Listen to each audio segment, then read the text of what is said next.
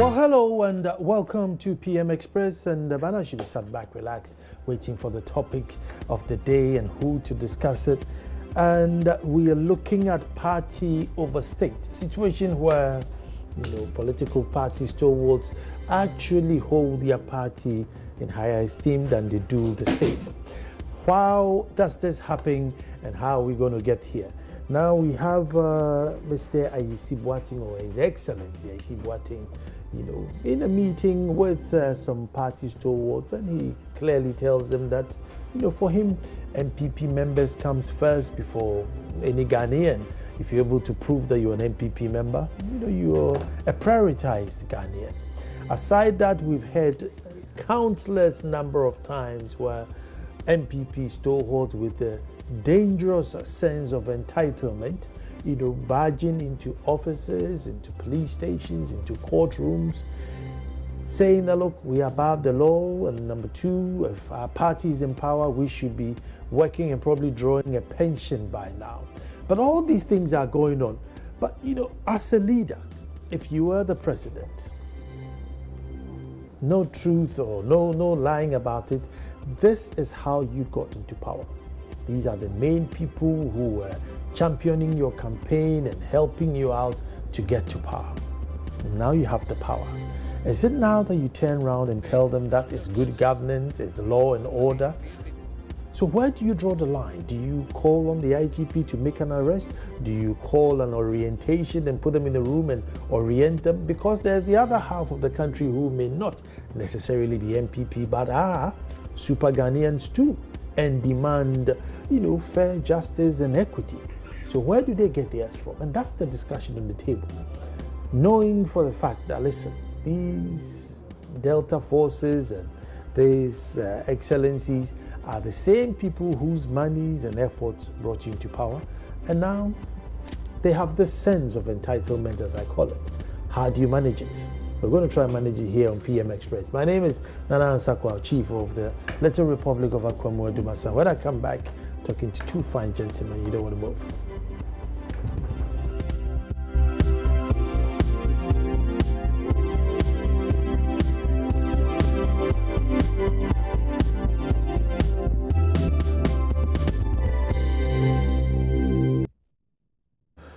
Well, thank you very much. Party over state. It's the truth of the matter. It's the truth of the matter. In public, in the media space, in everything, we always say, oh yes, it's state over party. But in the closet, whether you like it or not, the politics is such that you cannot put state over party. That's how we build our politics. It's impossible to put state over party. Always party comes before state. And therefore, you have our MPs go into parliament, and if something comes and they are voting, they don't even bother to ask the constituents, how should I vote? They will just vote for the party. In other jurisdictions, the party will bring a policy, and the MP will say, I'm sorry, as for this, if I vote, if I go back, they'll kick me out, so I can't vote. But in our case, it's which way are we voting, and we all vote. Because at every given time, the party must come first. With me in the studio is Reverend Dr. Opini Frimpong, General Secretary, Christian Council, no stranger to this show at all. Rev, thank you very much. Thank you. I was in a meeting, I called him, and he made time to come.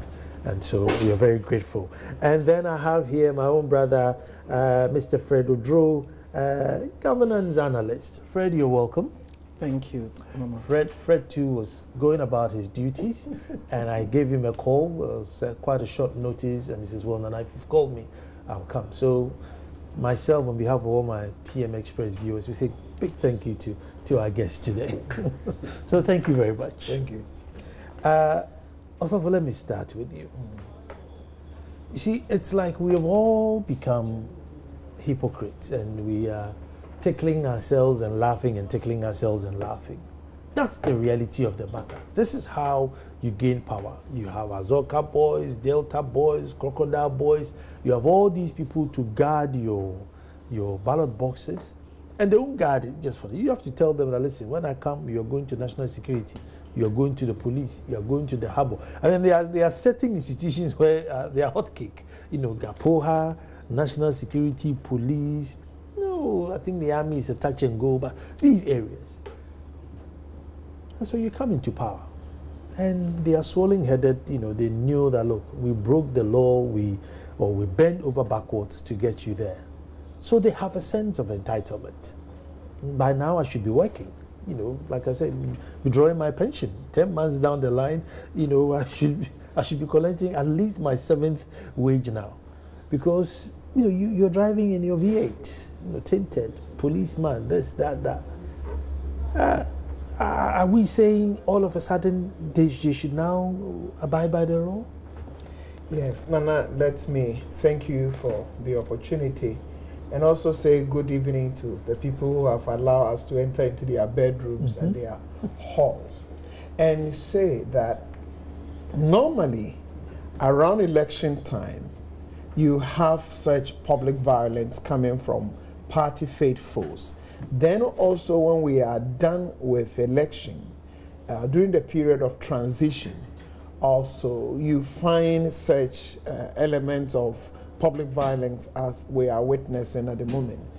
But what is very strange is that we are done with elections peacefully, with pockets of, but on the whole, peaceful election. And then we have also successfully gone through the period of transition. We are into governance, and it seems to me our leaders, especially the president, now need space to govern. Then you hear party faithful, fool soldiers, and others who are now coming out to say, and like they say in Chi, ebididi. Eddie B. Now, when you hear people talking like that, it's like we are losing sight of the fact that there's something we call social contract. At the moment, there's a social contract. There's a social contract between MPP as a government and the people of this country.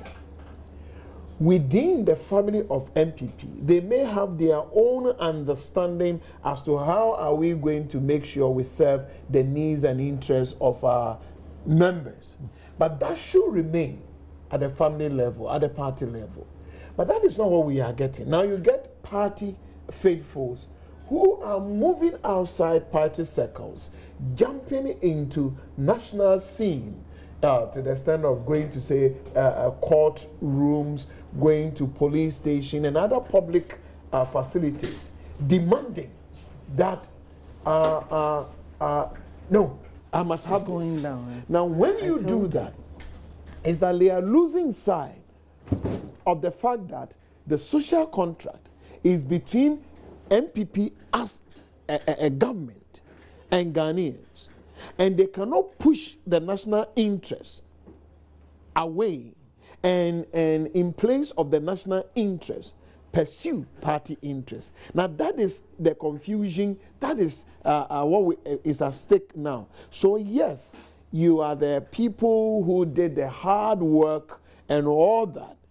The party leaders and all that as a family must find a way of giving them what they are supposed to give to them. But all of them as a group must come together to pursue the national interest, because at the moment, MPP as a political party, as a family, has a social contract with the people of this nation, and they should not fail us. Fred, you see,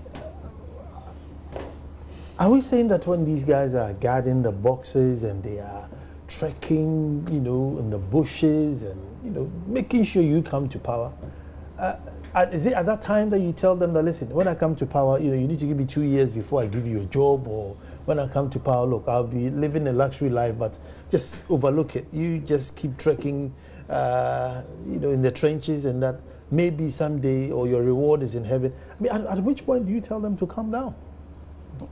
At which point? This is very tricky problem. In fact, I have had opportunity to look at this for quite a long while. I think I can remember 2001 I could remember 2009, then the current one.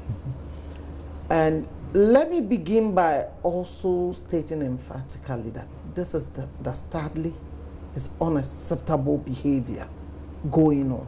And every right-thinking member of the society must condemn this in no uncertain terms. But it has happened, or it is happening, because it is strange, after consistent appeals since the election, till now 10 months down the line, it is happening. And it's a common trend. I believe as a nation, we must come together and find a solution to this. I'm being careful here because I don't want any political grouping to take advantage of this, because they are all guilty, particularly the two major political parties. They are both guilty of what is happening. And I see the problem as more failure of state institutions. It is easy to pick on the police, but generally, there's a failure of the state institutions. Why are these young men virtually laying their lives for the parties? Because they don't have employment opportunities. Because we live in a country where even employment system, how you get into the civil service, how you get into the police, how sometimes they even make some. When was the last time we heard the civil service was even doing recruitment? Open, fair recruitment system based on merit. These are critical issues we seem not to be looking at. And state institutions have failed us woefully. I don't believe in the big man. Yes, when we talk about building strong institutions, allowing the institutions to work, it means allowing the laws of the country to work. By and large, they fail. Because you have top policemen and even junior police people or other state security apparatus who feel that they owe their positions to the government of the day. For which reason, one day they could be attacking this party, because we're here. Not too long ago, there were demonstrations and the police was attacking some of these people. And they feel that I laid my life virtually. So if you've come, you must satisfy me, give me jobs. Because unemployment is a major problem, poverty is a problem. Then if we have a system where we cannot get people to get into the state system through merit, then people think, then the only way I can get a job, I can get a contract, is through supporting a political party. And mind you, there are criminals who deliberately enter into the political parties at various levels, from the top to the bottom. Some of the people are thieves. Some of the people who play the role of vigilantes are the laggards who are attacking us left, right, and center. And they are used by the politicians with the hope that when they come, they can give them some of the jobs. So I think we need to have a national dialogue. And this is where I'm praying the civil society can take the lead. Because if we leave it to the politicians, it will be messed up.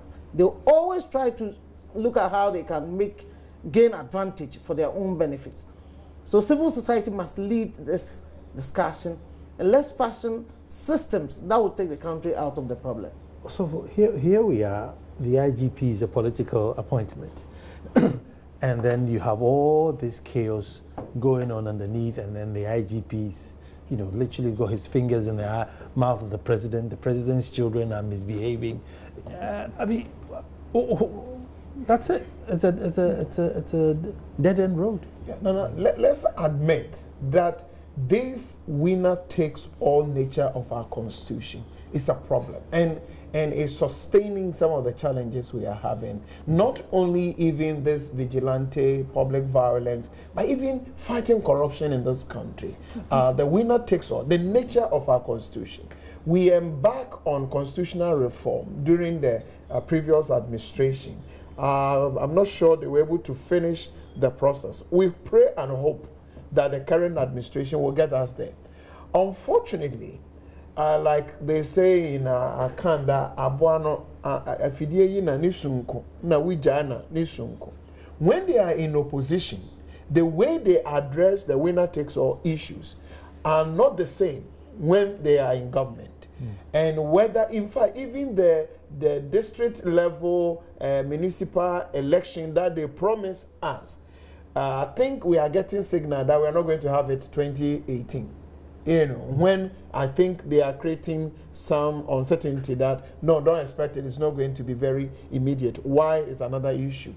But Nana, the problem is we can't substitute good governance. Even if winner takes all, even if you are the IGP and you came out of whatever interest, at the end of the day, the people called Ghanaians deserve good governance. We can't compromise that. And our leaders must focus on that. And the kind of legacy they want to leave behind. Now, we are having problem with vigilante group. These are party faithful, likely to be card bearer members of the party. We pray and hope the security agencies will be up and doing. But what about the statutes in the MPP? MPP also is governed by laws. They have constitution. Can somebody activate what the MPP constitution stands for when members define voice of wisdom? We have an instance where the father of the nation, the president of our country, how many times have been calling for order? He's been to Kumasi with Asante. He has said how many times on so many platforms, you know, and party members can just continue like that. I believe some constituency chairmen, regional chairmen, MPs in the various constituencies where these things should be able to rally their people together and reorient them. Because some of the young people may be acting upon some understanding that they receive from party leaders, constituency officers, and all that. Now you can get them back together, say, yes, we promise you this, we are still with you, and all that. But for us to have party members who can defy voice of wisdom coming from the party, NPP as a party must be worried. If they don't want to give impression, identity as a violent party, then somebody should be able to say, no, this is not our legacy, this is not our tradition, this is not part of us, this must stop somewhere. But for us to have a situation where you get a president of the country raising voice of wisdom, how many times? And the young people in this party can go contrary to that. In fact, as a country, we must be worried. And MPP as a political party, all those who are behind their strategists, those who are planning strategically for them, and all those who want to see the future of MPP as a bright one must be worried that somebody is eroding their hard-won achievements. Well, on the subject of being worried, we have the Ambassador Ayisi Boateng also coming out and you know, having a meeting and telling his MPP youth, listen, for me, I'm here for MPP people, and indeed MPP people are, you know, priority Ghanaians than others. However, let's hear what Freddie Poulet says to this. Well, I have not heard it myself personally, but I believe, as you are saying, he was addressing the TESCOM members. So it is within a context, and therefore you can't pass judgment except that you've gotten the full text and the context within which he might have said so. As I said, because I have not had the full text of what he did, I don't want to pass judgment about it. But I know Mr. Ayisi Boateng is a fine gentleman. Comes from Kumasi. He's been a very strong member of the party. Indeed, he is my own personal friend. And whatever he says, he would definitely be a true Ghanaian. He loves Ghanaians, he loves them together.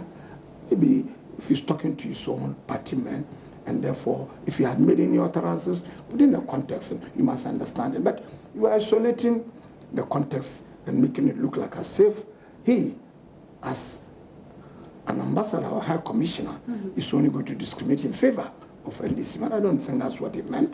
I don't believe that's what he's... But are you saying, Mr. Chair, that because he is speaking to members of the NPP, he can tell them that he would put their interest first before any other Ghanaian. As I said, I don't know exactly the forum and the context, but you've mentioned TESCOM. TESCOM, party people. When you're talking to party people, there are a few things that you may overboard say concerning their interests of what it means. Definitely you want their support. Definitely they might have played very serious role in bringing the party into power, and for that matter you rely on their support and so forth. And therefore you may make a few comments here and there, and those comments should not be taken in isolation and make it look like as if the person or this diplomat is only saying that if an NDC man needs help and comes to his embassy or comes to his high commission, he will turn him away. I don't believe that's what. Well, one would say in this day and age, even if you're talking to your wife, you need to be very tactful. So yes, he may be speaking to TESCOM people who are party stalwarts, but these are high-tech people who may be recording. Should at that point, politicians still be tactful? And no, let me take a quick break here so that when I come back we can really delve into it properly. So we're coming straight back and we'll find out. Within the context, he's talking to his party, how careful should he be? Don't go. Well, thank you very much for staying, and it's getting interesting. Well, just before the break, we were finding out what would the president do to Ambassador Ayisi. Would you ask him to step aside? Would you, sack him, push him, let him jump? What would you do? But, the party's coming on the defense that maybe his statement may have been taken out of context, which is, as an MPP member, he said, look, I will prioritize MPP Ghanaians over and above everyone else. However, the meeting was an MPP meeting. So some say, how careful should one be? And we were looking also at, MPP youth literally running wild with a dangerous sense of entitlement in the country. Joining us on the phone now is Mr. Awuni, founder of Center of Freedom and Accuracy. Mr. Awuni, welcome. Thank you very much, Nana. It's a great pleasure and a privilege to come on your show. Yes, it's been a while, Andy. It's been a while. Yes, it's been a while. Former spokesperson for President Akufo. Andy, we're looking at current, happenings within the MPP. Recently, we have, Ambassador for South Africa, saying that he will favor party faithfuls over any Ghanaian. They are said in closed doors, meeting party people. We've also seen a bunch of youth, rampaging up and down the country, with a sense of entitlement, thinking, by now they should also be eating or chopping. Andy, what is happening and how do we go about it? Well, thank you very much. To start with, the issue of Ambassador Ayisi Boateng reminds me of Honorable Ayiko Otu, now our High Commissioner in Canada. He said in 2012 during the Supreme Court hearing, he talked about a certain spirit called the Bishi spirit. You remember that? Yeah, I remember the Bishi spirit. I think this is a typical Bishi spirit. Mr. Ayisi Boateng was speaking to his party people, but of course he should have realized that in this era, there is no meeting that is any secret anymore. For all you know, there's a satellite above you that is beaming your meeting into places very far off from where you are sitting. Mr. Ayisi Boateng is a very experienced man, a matured man. I know him personally. I just want to believe that this was one unfortunate act of indiscretion, misspeaking, which shouldn't have occurred at all. The question with Ayisi Boateng should ask himself right now, and any other MPP member, if you were given a platform at Makola right now, or Kantamanto, or Tema Station, to campaign for the party, would you pick up the mic at Makola and shout it out to the people in Makola that yes, vote for me, but when I come, I'll prioritize the needs of MPP members first? Would you say that? If you cannot say that now, if you cannot say that in 2020, and if you couldn't have said that in 2016 during the elections, then know that that statement is definitely not on. So I'm surprised that anybody at all would want to justify the statement. I just want to think that, yes, he was speaking to his party members, and at that point, sometimes you let yourself go. But for me, more importantly, the statement points us to a larger problem we have in our society, which is the cultural problem, which has been with us all this while. We all behave like ostriches, and then we just go on. We move on. Nana, you work at Joy FM. If a vacancy should fall in Joy FM now, and anybody from Ekwamu where you come from, where you are chief, wants to apply for that job in Joy FM now, I'm sure you'll be the first person that that citizen from Ekwamu will want to contact, even though you may not be anywhere close to management to make that decision as to who joins Joy FM Multimedia. Correct. But they will contact you because it's a cultural thing. What I know is that this goes on. It happens everywhere. When people come from, I get WhatsApp messages every time from different places, from people who know me, and they think that I have what it takes to put them in certain places. It's a cultural thing, and I don't know how we can fight it. We can bring it back and make it free for everybody. But I think it points, what Mr. Ayisi Boateng has done points us to a larger cultural problem, which we should all have a conversation about. Nevertheless, this statement he made wasn't proper at all. It was undiplomatic. Shouldn't have come out from him at all. And irrespective of all the bravado he's trying to put out, I think that when he lies on his pillow, he knows that, no, Wedianka, if he could eat back those words, he want to do that. And let me get a quick comment from you with regards to Delta Force, Delta this, Delta that. The impunity is becoming too much, and it doesn't matter how many times the president comes and says, look, stop, Mr. IGP, make your arrest, the police act, nothing seems to happen. Well, with the youth, the Delta Force and all those other vigilante groups that we are seeing today, they have several forces. We cannot exhaust them on the phone line.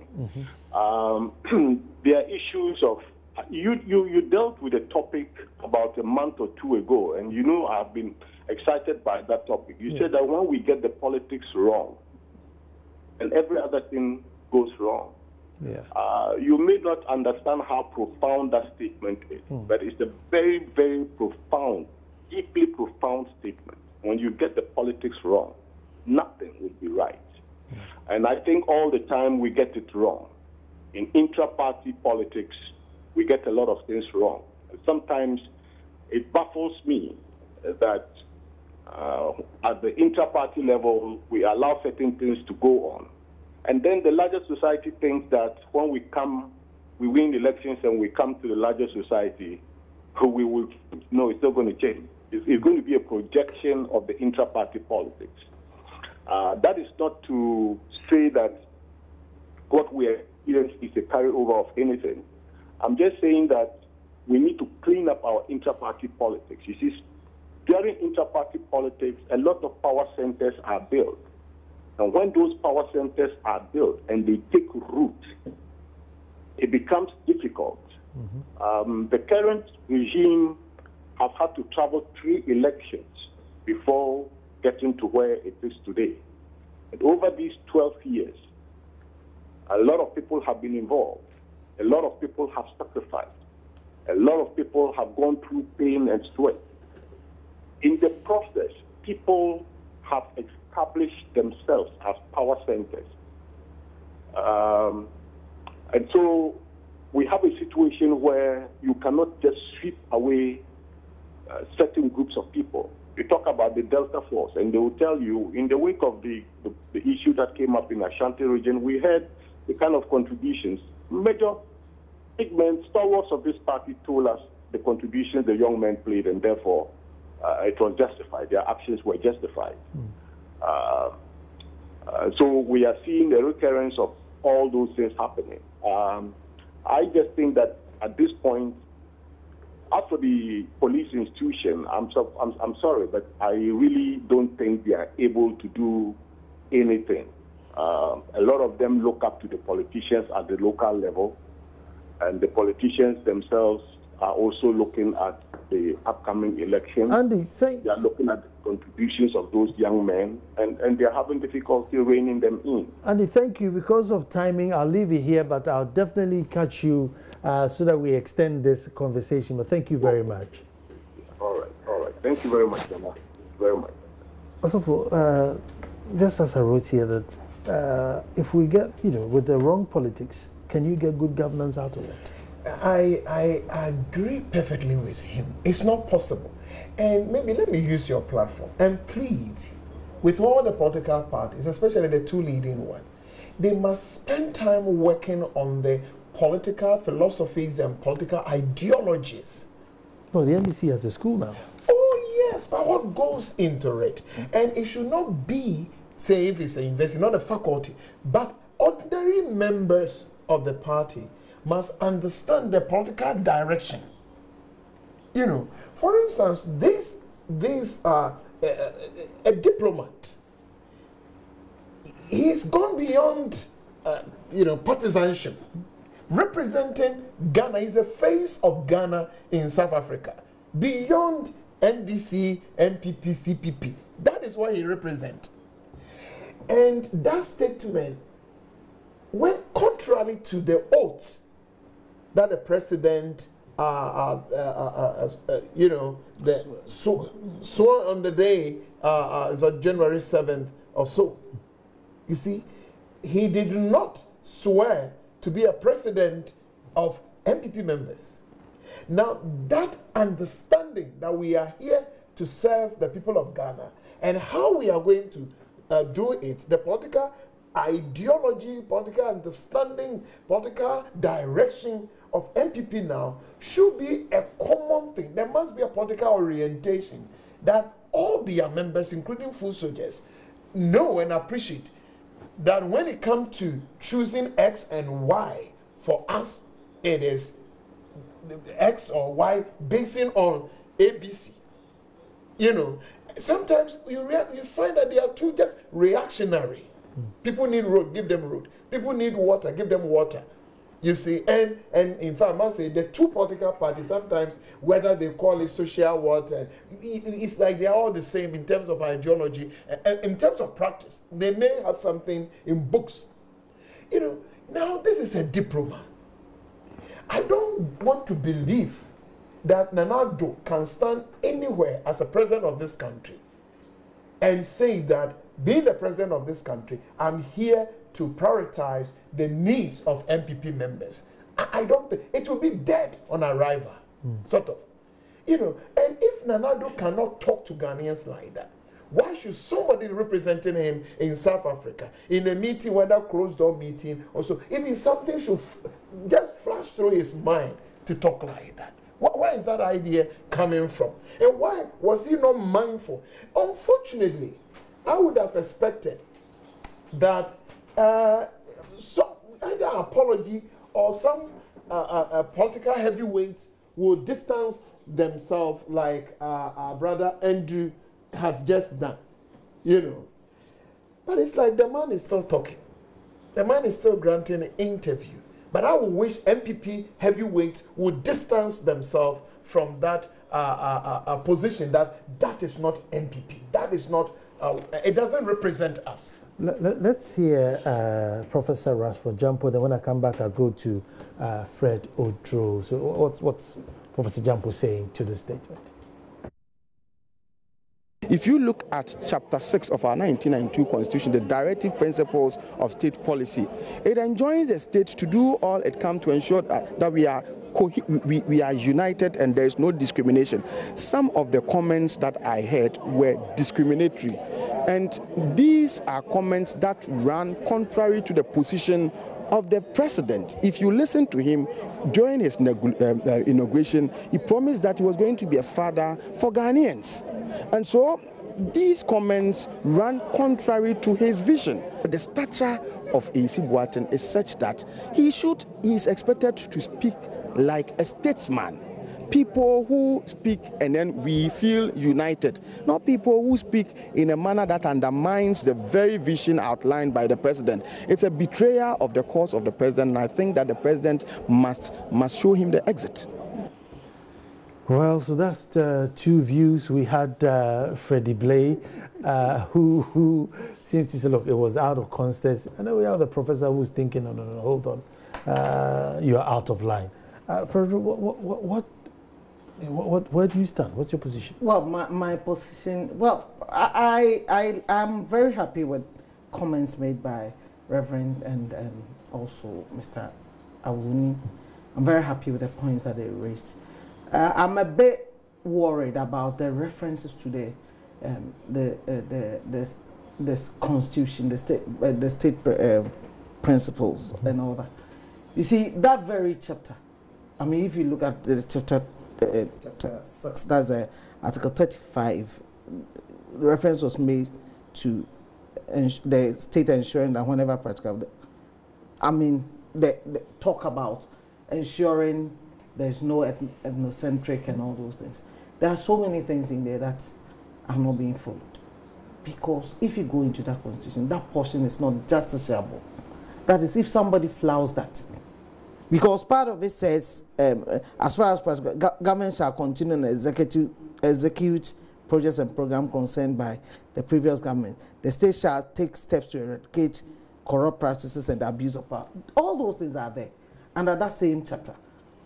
So when you have laws like this, that if somebody flouts them, now here we're talking about Mr. Ayisi Boateng, who said something which might be seen as partisan.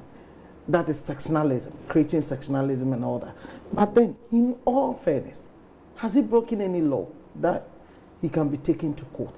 I am of the view that we've allowed political patronage to take control of our political system.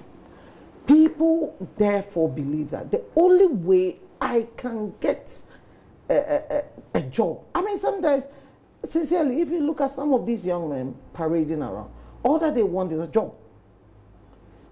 All that they think is that I cannot get a job if my party is not in power.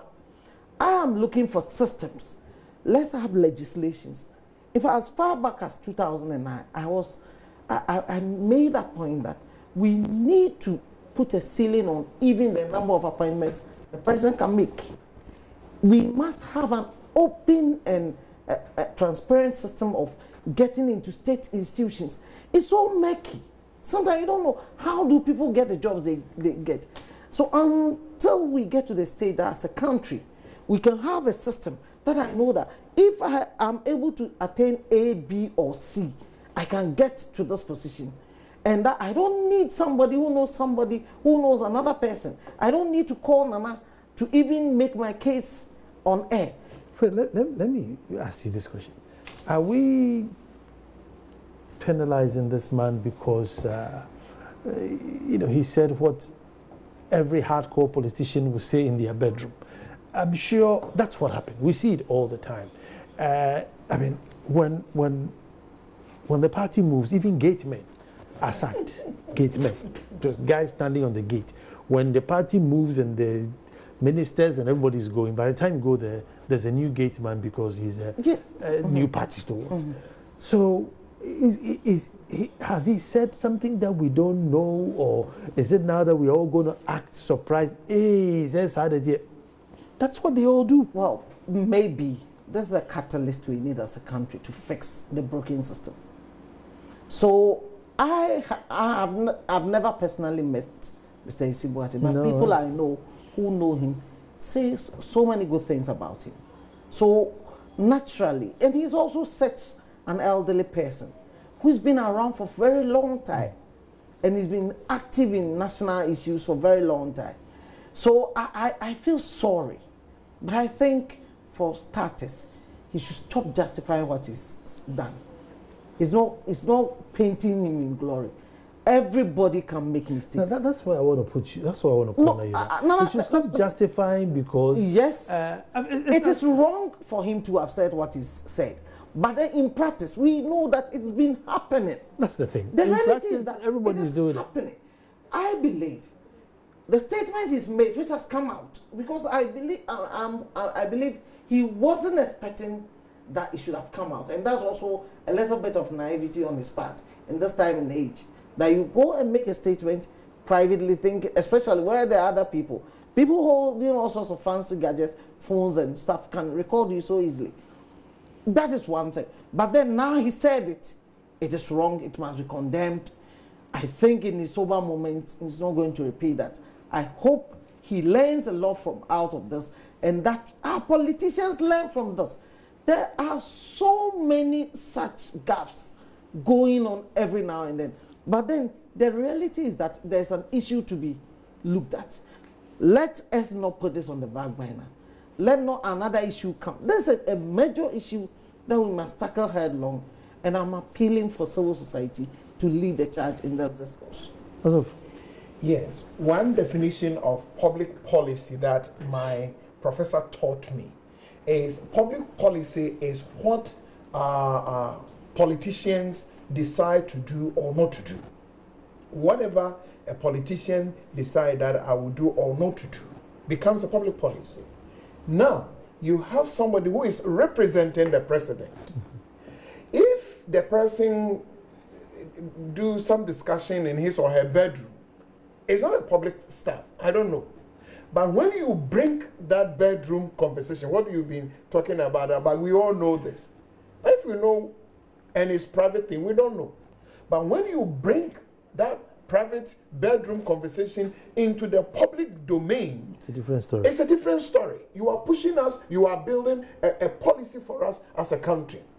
And I think that is why one of the deputy ministers of our Greek made such a statement that either he decided to resign or pressure was put on him to resign, because you are no more of your own. You represent the president. You represent, you are a face of the government, of the president. And so, if what you are saying is not something that the president has accepted to do or not to do, then either you don't say it, or you apologize for saying it, or if need be, in order not to embarrass the president, that, sorry, I've misled people in your name, so I want to bow out, I want to resign. Or then that is why the president may need to decide that you are misrepresenting me. You are making, you are embarrassing me. You are taking, say, a defeatist approach to governance. If you are not resigning, then the president can say, I'm sorry, I can't continue with you, because people who are representing the president must understand who they are. They are not ordinary people. I mean, if we go to Makola and we do some conversation, it's not part of the public policy, national policy issue. But when people who are bearing the coat of arms, you know, people who are representing the president, the father of the nation, what they say, what they do, or what they decide not to do, they all become part of the national policy package. And if they are representing the president, either they apologize or...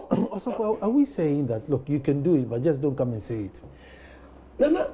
You see, if you are an ordinary person and we sit at a chop bar somewhere, and you are eating, and you are who it doesn't go anywhere.